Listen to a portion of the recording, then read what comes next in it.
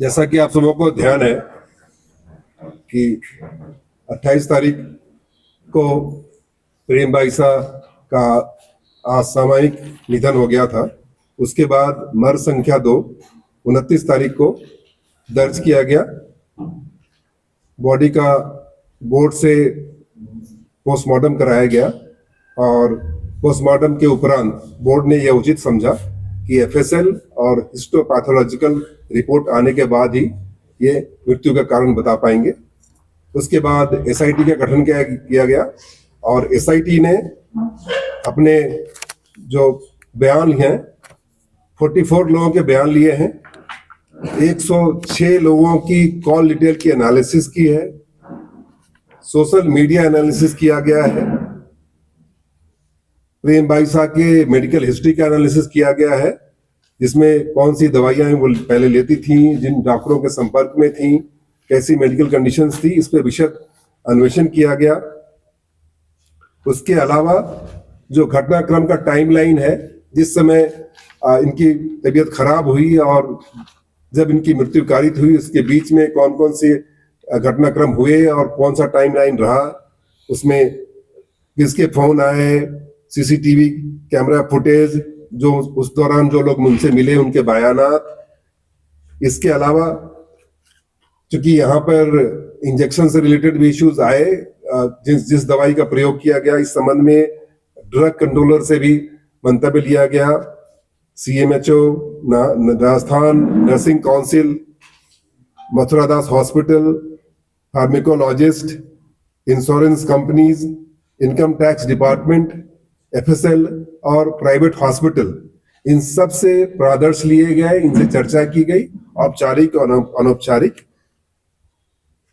इनके संबंध में 2 प्रकरण दर्ज थे, उसकी पृष्ठभूमि के संबंध में विशद अन्वेषण किया गया। इनके गांव में भी कुछ लोगों के साथ प्रकरण दर्ज है, उसके संबंध में भी विशद चर्चा की गई और लोगों से इस संबंध में अन्वेषण किया गया और वेरीफाई किया गया कि उनके बैकग्राउंड क्या थे। उसके बाद 12 तारीख को हमें एफएसएल और हिस्टोपैथोलॉजिकल रिपोर्ट प्राप्त हुई। उसके बाद हमने जो हमारी मेडिकल बोर्ड है उसको एफएसएल और पैथोलॉजिकल रिपोर्ट भेजी। उसमें कॉज ऑफ डेथ आया due to shock as a result of cardiopulmonary arrest due to pulmonary pathology, और उसमें उन्होंने लिखा हुआ है अस्थमा ऑब्लिक सीओपीडी। तो मैं बताऊं, जो कॉज ऑफ डेथ उन्होंने बताया है कि इनको फेफड़े से संबंधित कोई बीमारी थी और उस कारण से कार्डिक अरेस्ट आया, पल्मोनरी अरेस्ट आया और उस कारण से शॉक जनरेट हुआ और उनकी मृत्यु हुई।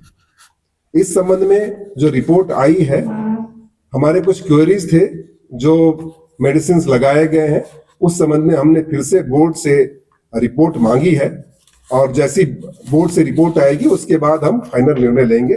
परंतु मैं आपको बता दूं, इस दौरान जिन जिन लोगों के बयान लिए गए, जो तथ्य संग्रहित किए गए, जो साइंटिफिक अन्वेषण किया गया, उसमें यह तथ्य बहुत ही क्लियर कट आया कि इसमें पॉइजन नहीं पाया गया है, बॉडी में कोई सेक्सुअल ऑफेंस करना नहीं पाया गया है और कोई ऐसी एक्सटर्नल इंजरी या इंटरनल इंजरी नहीं पाई गई है। एक तथ्य सामने आया कि जो इंजेक्शन दिया गया है देवी सिंह जो कंपाउंडर है उनके द्वारा, तो उसमें ड्रग रूल की अवहेलना पाई गई, जो कि जो मेडिसिन दिए गए थे वो शेड्यूल एच में आते हैं और उसको एक प्रिस्क्राइब्ड मेडिकल प्रेडिक्शनर ही दे सकता है, जो कि शेड्यूल ड्रग है।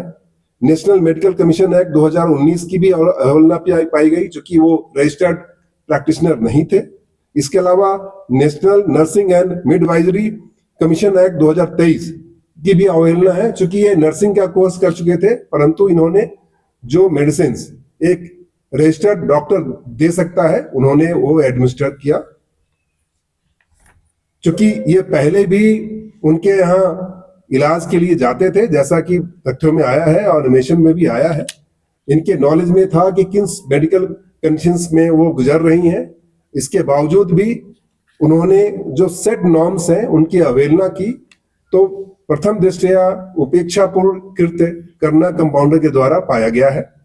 इस संबंध में जैसे ही हमारी पोस्टमार्टम की जो बोर्ड है उसकी तरफ से जो हमने एक्सप्लेनेशन मांगे हैं और उसकी रिपोर्ट आएगी तो हम बीएनएस और जो राजस्थान मेडिकल एक्ट 1952 के तहत कार्रवाई करेंगे। अब ये फोरम ओपन है, एसआईटी भी आपके पास बैठी है और मैं भी हूं, आपके कोई प्रश्न हो तो उसके जवाब दिए जा सकते हैं। कंपाउंडर को माना जा रहा है कि उसकी लापरवाही है या और भी कोई दोषी है? जैसा मैंने बताया कि उपेक्षापूर्ण कृत्य के दोषी तो है ही, क्योंकि जो चीजें उनको नहीं करनी थी उन्होंने की है, परंतु जैसे ही हमारे पास बोर्ड का ओपिनियन आएगा डेफिनेटली हम बीएनएस और अन्य धाराओं में उनके खिलाफ कार्रवाई करेंगे। सर, उन्होंने बताया कि पर्ची डॉक्टर की जो है उसके पिताजी ने दिखाई थी, तो ये बात जो है खुद देवी सिंह ने कही। देवी सिंह के 4 बार बयान लिए गए हैं और देवी सिंह जी ने इस तरह के तथ्य हमारे सामने नहीं रखे हैं, और जो तथ्य हमारे सामने आए हैं कि वो पहले भी इनके यहाँ गए थे और उनके नॉलेज में सारी उनकी मेडिकल हिस्ट्री थी, उसके बावजूद भी उन्होंने ये मेडिसिन दिए, उनके नॉलेज में था। तो सर क्या ये माना जाए मेडिसिन की एक वजह हो सकती है उस अटैक की? नहीं, जो मृत्यु का कारण है वो बता दिया गया है, परंतु कभी आप जो जैसे जो 2 मेडिसिन दिए गए हैं ये एग्रीवेट सिचुएशंस कर सकती हैं, अस्थमा और सीओपीडी को। इस संबंध में हमने जो मेडिकल बोर्ड है उनसे ओपिनियन मांगा है और उनका जो कहना होगा, चूंकि हमारे पास ये डोमेन नॉलेज नहीं है और मेडिकल की हम ज्ञाता भी नहीं है, उनसे जो तथ्य आएंगे और अन्वेषण जब हम करते हैं तो मेडिकल बोर्ड का ओपिनियन उसका एक पार्ट है, जो सर्कमस्टांशियल एविडेंस है। जिस समय ये इंजेक्शन दिया गया उसके पहले उनको जुकाम की स्थिति थी, उसके बाद बार बार छींके आई और उसके बाद लगभग ये 25 मिनट के या 30 मिनट के दौरान ही सारा घटनाक्रम हो गया और जब तक ये प्रेक्षा हॉस्पिटल पहुंची उस समय तक मृतकाएं हो चुकी थी। इन सारे तथ्यों को लेकर के फिर हम कोलेट करेंगे और निष्कर्ष में पहुंचेंगे। क्या इस मामले में विरमनाथ कुछ नहीं बनता है कि वो उसको सुबह से बीमार था और जब उसकी हालत ज्यादा बिगड़ रही थी अस्पताल लेकर नहीं गया तो उसकी ड्यूटी नहीं बनती थी, वो उसका गुरु था। जहां तक पिता की इस पूरे घटनाक्रम में संलिप्तता का सवाल है, जो घटनाक्रम शुरू होता है जब तबीयत बिगड़ने की बात है, वो जब ये इंजेक्शन लगता है उसके बाद से ही जो तथ्य सामने आए हैं, उसके पूर्व में जो भी उनकी बैकग्राउंड रहे हैं, प्रीवियस हिस्ट्री रही है, उनको हमने रीअफर्म कराया है कि कोई उनका मलाफाइड तो नहीं है। और अभी तक जो हमारे पास जो तथ्य सामने आए हैं उसमें इस घटनाक्रम से रिलेटेड उनका कोई मलाफाइड नहीं दिखा है। इंजेक्शन जो दिया गया प्रेम भाई साहब, वह कंपाउंडर अपने साथ लाया था अथवा वहां पहले से था? एक दूसरा, वो डेक्सोना इंजेक्शन एक्सपायरी था अथवा नहीं? और तीसरा, क्या पुलिस ने उस वायल को अपने कब्जे में ले लिया? जो उन्होंने ब्रदर्स पुलिस को उपलब्ध कराए थे वो एफएसएल भेजे गए थे, जो उन्होंने वायल्स दिए थे, इंजेक्शंस दिए थे। ऐसा नहीं है कि उन्होंने 2 इंजेक्शन ही बताए थे, बाकी इंजेक्शंस भी जो उनके पास दवाइयां थी सारे एफएसएल गई थी। और एफएसएल में 2 तरह के इंजेक्शन पाए गए, जो दवाइयां पाई गई उनके बॉडी में, एक डाइक्लोफेनिक और डेक्सोना। तो इससे निष्कर्ष ये निकलता है कि 2 इंजेक्शन दिए गए, जो कि वो अपने बयान में भी वो एक्सेप्ट कर रहे हैं और इसी के संबंध में हमने ओपिनियन मांगा है। अच्छा, जिस तरीके से इंस्टाग्राम पे पोस्ट की गई 3 घंटे बाद, क्या विरमनाथ ने क्या कहा, क्यों पोस्ट की गई? और न्याय की बात किया तो ऐसा क्या अन्याय हुआ साथी प्रेम भाई साहब? नहीं, आपकी बात बहुत ही जायज है और ये सवाल सबसे पहले हमारे संज्ञान में भी आया था और इस संबंध में भी हमने पूरा जांच किया। उसमें जो बयानों में भी आए हैं और जो जिन तथ्यों को हमने रीअफर्म किया है उसमें विरमनाथ के द्वारा ये डिक्टेट कराया गया। और जो भूमाराम, उनके यहाँ एक जो हाउस हेल्प है, उन्होंने उसमें सोशल मीडिया अकाउंट पे डाला। हमने जिन परिस्थितियों में ये डाला गया उसके पीछे क्या कारण हो सकते हैं उसको वेरीफाई किया है, परंतु जिन लोगों जो वहां पे उपस्थित लोग थे और जो पूर्व में जो लोग मिले थे उनसे सबसे तथ्यों का विश्लेषण कराया। उसके बाद हम इसी निष्कर्ष पे पहुंचे हैं कि वो इस मुद्दे को बढ़ाना चाहते थे, इन द सेंस कि इसमें अटेंशन क्रिएट करना चाहते थे, लोगों को एकत्रित करना चाहते थे। और डेफिनेटली इनकी पुत्री की मृत्यु हुई थी तो भावुक क्षण भी था। ये चीजें हमारे संज्ञान में आई हैं। कोई ऐसा मैलिफाइड इंटेंशन अभी तक हमारे पास नहीं है। लेकिन आप पहले वो बुलाना चाहते थे, उन्होंने फोन भी किए, नेताओं को फोन किए और 3 घंटे बाद इंटेंशनली मैसेज करवाया गया तो उनसे बात हुई क्या कि वो किस लोगों के खिलाफ कार्रवाई चाहते हैं? क्योंकि उन्होंने वहां पे थाने के बाहर एक बयान भी दिया था कि मैंने वो बताए जो लोग उनको परेशान करते थे, कोई नाम आया सामने से? मेरा सिर्फ इतना कहना है कि जो पोस्टमार्टम की रिपोर्ट है, जो जितने साक्ष्य हैं, मैंने कहा है, आपने देखा होगा 44 लोगों के बयान है और अनौपचारिक लोगों पे पता नहीं सैकड़ों लोगों से हमने चर्चाएं की हैं। सारे तथ्यों को कोलेट करने के बाद में हम निष्कर्ष पे पहुंचे हैं। और जो आप बात कर रहे हैं, डेफिनेटली पुलिस ने हर एक परिस्थिति को रूल आउट करने की कोशिश की है। और आज मैं कह रहा हूं, आज हमारे पास फाइल में कोई ऐसे तथ्य नहीं आए हैं जो इस घटना से, मैं बार बार कह रहा हूं, इस घटना से संबंधित हो जिसमें कि उनका मॉडिफाइड इंटेंशन शो कर।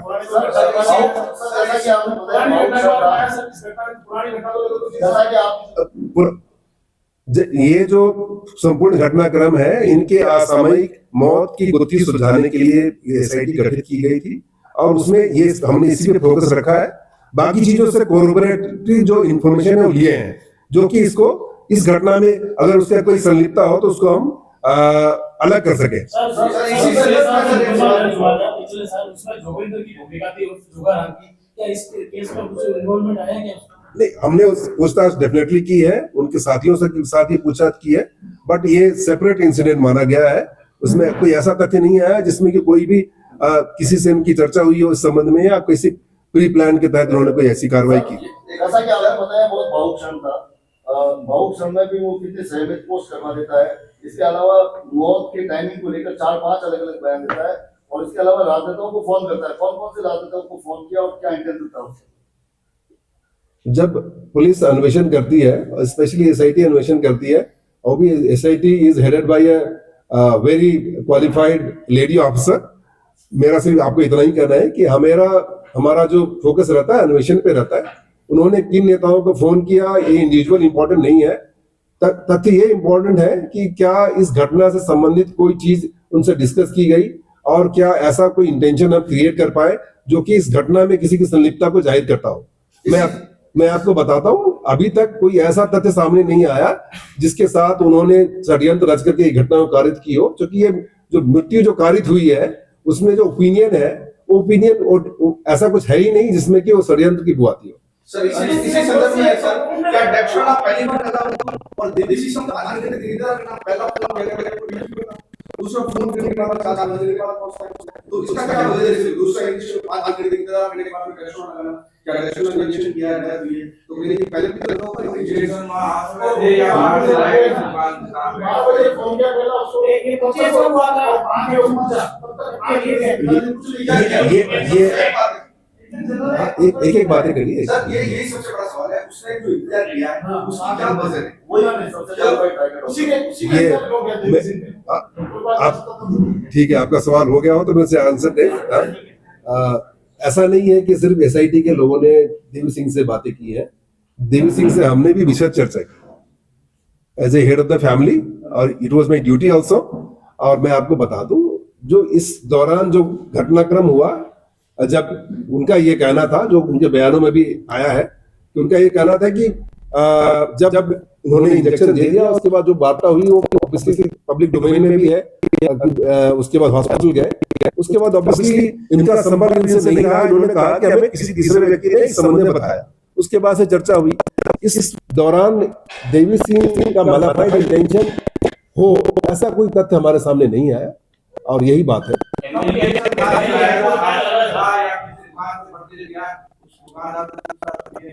और डेफिनेटली ये सब अन्वेषण का मुद्दा है कि कहां से लाया और कैसे किया, और जैसे जब ये ओपिनियन आएगा उनके खिलाफ हम कार्रवाई करेंगे, तो ऑब्वियसली उनसे सब चीज में जांच करेंगे।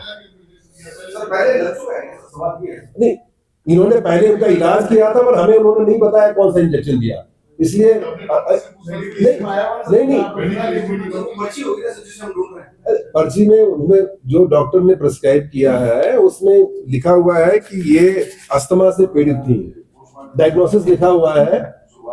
पहले कौन सी मेडिसिन लगी, अब मेडिकल साइंस में ऐसा कोई तरीका नहीं बना है कि पहले आपको कोई इंजेक्शन लगी हो उसको हम डिस्क्राइब कर पाए। पर्ची मिली है तो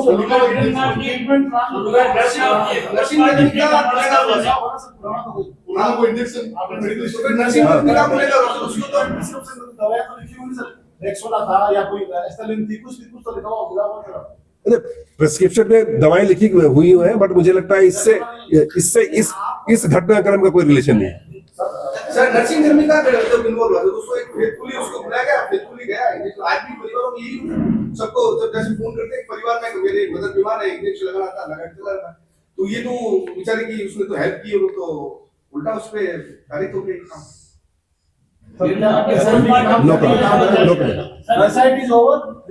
नहीं, एसआईटी जांच कर रही है, अभी ओपिनियन आएगा। मैंने कहा कि बीएनएस के और जो राजस्थान मेडिकल एक्ट के तहत कार्रवाई करेंगे, और उनका व्यवहार उपेक्षापूर्ण रहा है। आज के संबंध में जो हमने जो कंक्लूजन दिया है कि जो कंपाउंडर का व्यवहार उपेक्षापूर्ण रहा है, जो उनको एज पर रूल बिहेव करना चाहिए था उन्होंने नहीं किया। अब जैसे उधर से रिजल्ट आएंगे और सर्कमस्टेंशियल एविडेंस होंगे, सबको कोरोबोरेट करके के हम निर्णय लेंगे। आपको यही कहना था, परंतु जो हमारे पास जो ओपिनियन आए हैं उसमें कोई भी पॉइजनिंग और ऐसे तत्व नहीं आए हैं जिससे कि इसमें कोई षड्यंत्र की बू आती हो। ये मैं चीजें आपको क्लियर कर जी। क्या चीज नहीं, जैसे तथ्य आएंगे वहां से उसके बाद हम उसमें फाइनल निर्णय लेंगे और कार्रवाई करेंगे। Thank you so much.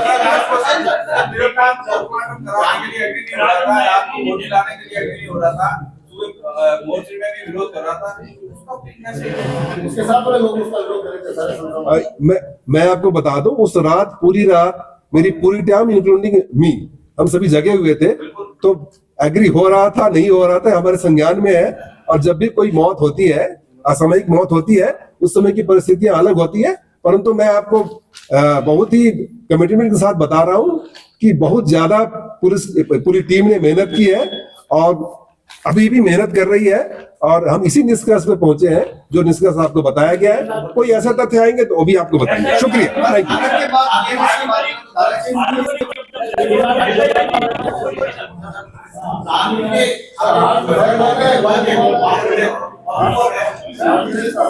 अब बताइए,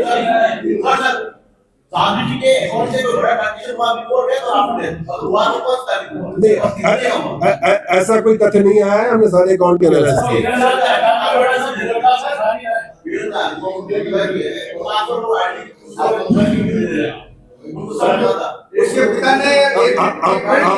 आपने जो सवाल किया, सवाल का हमने जवाब दे दिया। आपने कहा कि कोई मेजर ट्रांजेक्शन हुए, नहीं हुए जी। उसके पिता ने प्रण लिया है कि भोजन शाला नहीं बनेगी जब तक भोजन नहीं लेगा। तो ये भी एक बड़ा उसका टास्क दे दिया लोगों को, भोजन कर नहीं रहा, खाना पानी ले रहा नहीं ले रहा, ऐसे वो न्याय कौन सा मांगे, एक बड़े टास्क हो गया। क्या टास्क? हमारे संज्ञान में ऐसी कुछ बात नहीं है। और जहाँ तक इंजेक्शन की बात है, तो ये दोनों इंजेक्शन ये खुद लेकर के आए थे। जैसा कि विरोधात ने कहा वो पोस्ट उसने करवाई थी, जैसा कि विरोधात ने कहा वो पोस्ट उसने करवाई थी। आपने जो सवाल पूछा था, ये दोनों इंजेक्शन जो इन्होंने लगाए हैं कंपाउंडर खुद लेकर के आया था जी।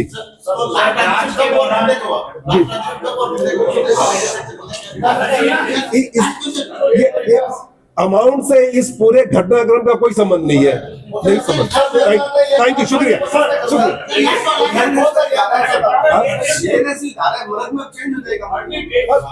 जैसा ओपिनियन जाएगा बीएनएस की धारा में, हमने कहा उपेक्षापूर्ण कृत्य जो कि मृत्यु कॉज करती है, उसमें बीएनएस की धारा 106 लगती है, 106(1). परंतु जैसा ओपिनियन आएगा उसमें कानून सम्मत कार्रवाई करेंगे। पहले से हम कोई चीज प्रीएम्प्ट नहीं कर सकते। एक क्वालिफाइड लोगों की एक बॉडी है जिसकी ओपिनियन की अपेक्षा है, उसके बाद हम सर्कमस्टेंशियल एविडेंस देखेंगे, उसके बाद हमारे पास जो तथ्य है उसको देखेंगे। पूरी टीम एसआईटी टीम बैठेगी, एसआईटी टीम अपने निर्णय में पहुंचेगी, हमें हमसे डिस्कस करेंगे, डेफिनेटली हम will take a call. But मैं फिर से कह रहा हूं कि कंपाउंडर का कृत्य उपेक्षापूर्ण रहा है, जो एक्ट से उनके अनुसार उन्होंने काम नहीं किया है, ये तथ्य प्रूव है, इसलिए उनके खिलाफ हम कार्रवाई करेंगे।